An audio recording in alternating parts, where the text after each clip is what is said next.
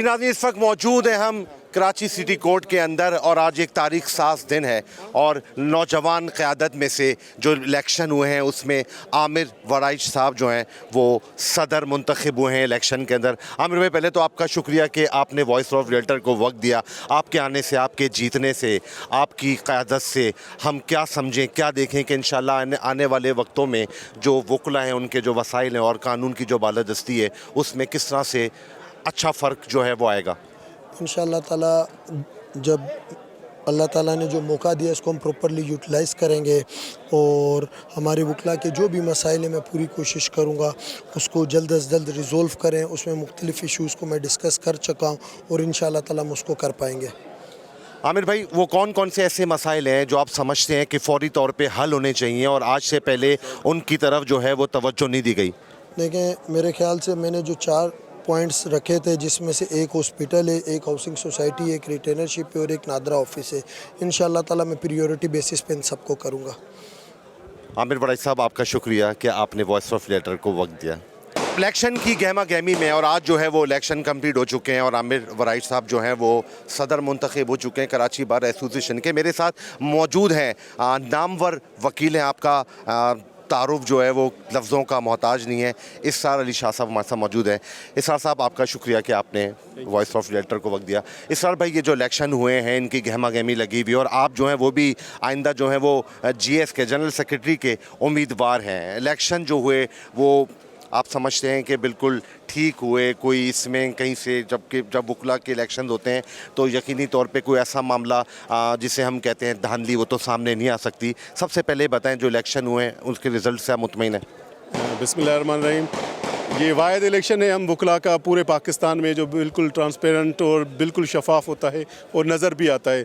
और वही चीज़ जब हम वकला आपस में इलेक्शन कंटेस्ट करते हैं तो उससे पहले जो हमारा रवैया होता है वो बिल्कुल जाराना होता है। जब इलेक्शन हो जाती है, हम सुबह जब मिलते हैं तो एक दूसरे को जो स्वीट्स वगैरह जो मिठाइयाँ खिलाते हैं, एक मोहब्बत का पैगाम देते हैं कि आज से फिर हम दोबारा एक साथ हैं। तो ये दोस्तों का इलेक्शन होता है और इंशाल्लाह अगले साल के लिए उम्मीद है कि हमें सारे दोस्त सपोर्ट करेंगे GS के लिए। तो बस इंशाल्लाह मेरी भी यही उम्मीद होगा कि इंशाल्लाह आके जीत कर वेलफेयर के काम करें, वकला दोस्तों की जो परेशानी है वो मसाइल हल करें।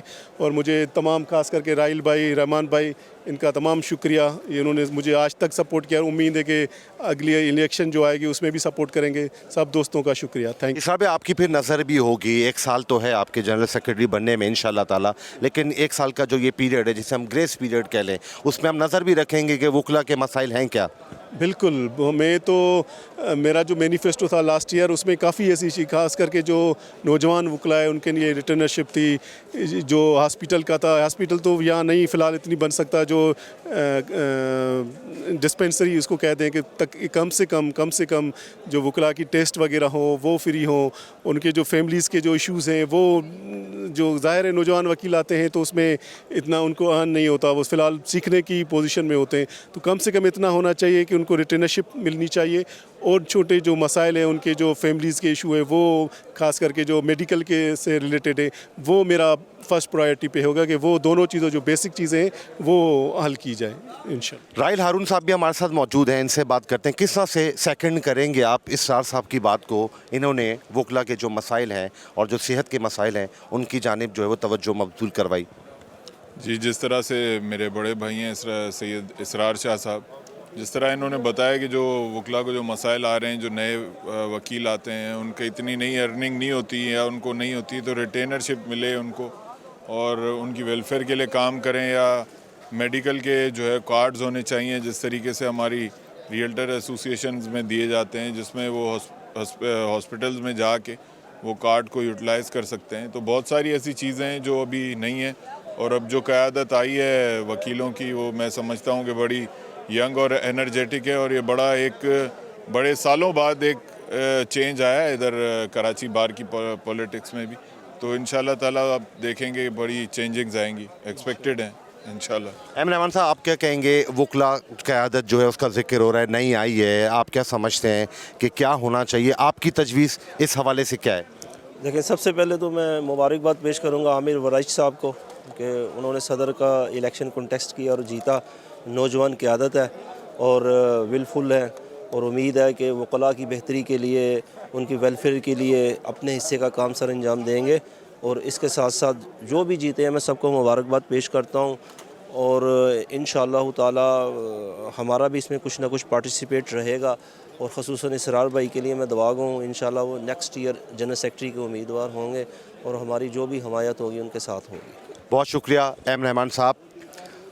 कराची बार एसोसिएशन के इलेक्शंस और उनमें नई क़यादत का आना इस बात की ख़ामाज़ी कर रहा है कि वकला को दरपेश जो भी मसाइल हैं उनका हल यकीनी तौर पे और बेहतर तरीके से निकलेगा और इस हवाले से आने वाला कल आज से बेहतर होगा। बहुत शुक्रिया।